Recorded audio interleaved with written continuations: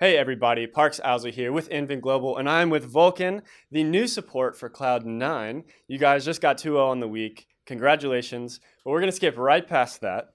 I just want to ask about Cloud9 first. What is it like being on this team? You're a big memer. Cloud9 is like the meme team of the LCS. So how is it kind of fitting in there?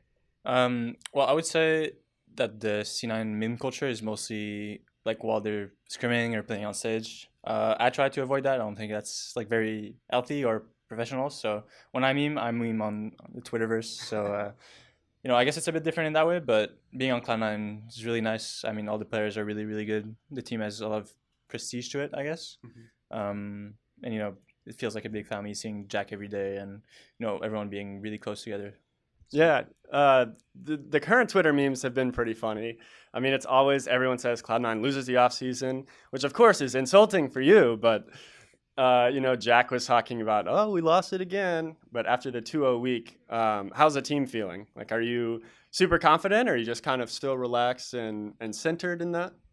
I'd say we were confident before the split started. I think the two wins that we had this weekend don't mean too much, mostly because Team Liquid is pretty weak right now for obvious reasons, and the jungler not being here.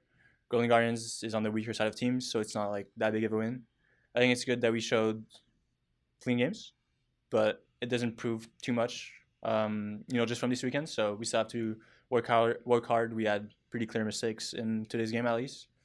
Um, yeah, we're confident, but we know that we didn't show like enough yet. Mm-hmm. So you're still one of the more new players to the LCS. I mean, we talk about it a lot. Like, we don't have much in a talent development.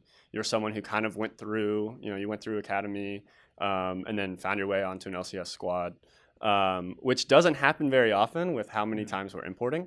Do you feel like you've been able to kind of create your own identity? Because other than you, it's like we have Zazel, the former C9 support, and a couple other players, like maybe Demonte, who like has a pretty clear identity. How do you feel like you've been able to do that? I'm not sure, honestly. I think we would have to ask fans. I'd say it's in general. I think it's hard for supports to kind of break out. I guess I feel like the supports don't get as much cover as a millionaire or as an ADC, which I mean I don't care. They're the star players, right? So it's understandable that they have more spotlight. But at the same time, it's harder to build your brand if you're not interacting with fans, or you're not you don't have many interviews, or Riot doesn't give you broadcast time. It's harder to make yourself or give yourself a brand. So yeah, I guess I don't really know if the fans like see me as like the meme guy on Twitter, or maybe I'm the all-star guy that flash combo definitely or something. Maybe I'm the Tom Kench guy because I play Tom Kench a lot. It's hard to say for me, I guess. All right, that's fair. So as far as the memes on Twitter thing, then is that just for fun, or is that something you're trying to cultivate? It's a bit of both. I think it's really important. Well, as I said, it's harder for. I feel like it's harder for supports to showcase branding. So I think it's important for me to have a good Twitter game. So I do that to build my brand, or just farm Twitter. It's also I enjoy doing it. I think it's fun to have a banger tweet. So definitely a combination of the two. Sounds good. It's kind of funny because your old duo, Cody, he also has kind of this super weird Twitter. Do you miss interacting with that, as far as at least the bot lane Twitter weird synergy going on? Yeah, Cody was a funny guy. His Twitter is mostly like him tweeting mysterious stuff where no one has any idea what he's saying. You can't understand anything, but he's really funny. I like playing with him, so I do miss him. But Sven is really good, Yeah, so of course. I'm okay. So I want to talk about your goals then for the year. You, as one of the newer players, you made it to Worlds last year, and you're on an org that has made it to Worlds every year, and they are actually the ones who have done the best at Worlds. So is your goal just to continue doing that, kind of making a name for yourself? Are you working more on team goals? What's your kind of thought about the year overall? It's important for me that we win a split. I haven't won anything unless you consider winning the gauntlet winning a thing, but not really. So I want to lift the trophy. That's my first goal, and there's just trophy to lift is LCS, so I'll start there.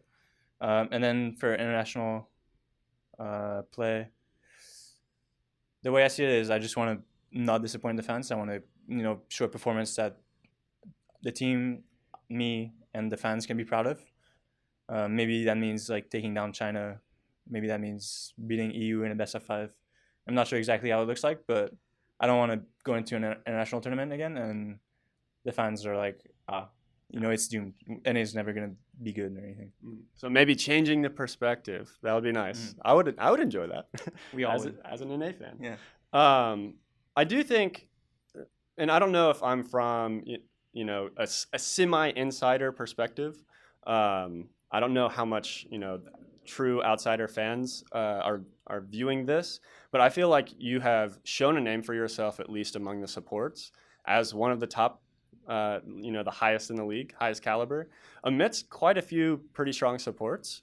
Do you kind of feel like you have risen the ranks? I mean, you had you just memed it on Twitter, a really big buyout this year. You're performing very well. I feel like you're pretty highly valued. So what is your kind of thought about where you stand in the tier list of the NA supports? I think in general it's hard to rank supports just because of how the role works. Like, in the game, you rely a lot on your teammates. Your teammates rely a lot on you. A lot of time, people think that supports should be. Well, I think that as well. Like, supports should be the shot callers or the leaders or whatever you want to call it. For example, Afromu. Apparently, I don't know. Apparently, he's like really good shot caller, really good leader. But I think his fingers are not as good. He's not that good mechanically. But it's hard to rate him low because maybe he can carry his team with shot calling.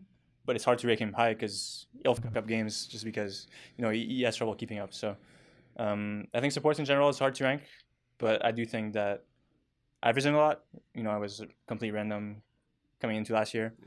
Yeah. I do think I'm up there with Core. Well, I hope I can be up there with Core JJ by the end of the split. Yeah. You can say it. That's fine. Yeah. So yeah, I think I'm pretty good. I'm good at League. Awesome. Yeah, you are. All right. So one last thing before we go. What is one thing that you and Cloud9 are going to do that no other team is going to do this year before we sign off? Win a split? Because we'll win both. Exactly. There we go. All right. Anything else to say to fans before we sign off? Thank you guys for cheering for Cloud9 and I. The support has been really nice coming from lower tier org who didn't have many fans. So thanks for the support. Yeah, thank you all for the support. And for more Inven Global content, please like and subscribe below, and we will catch you next time.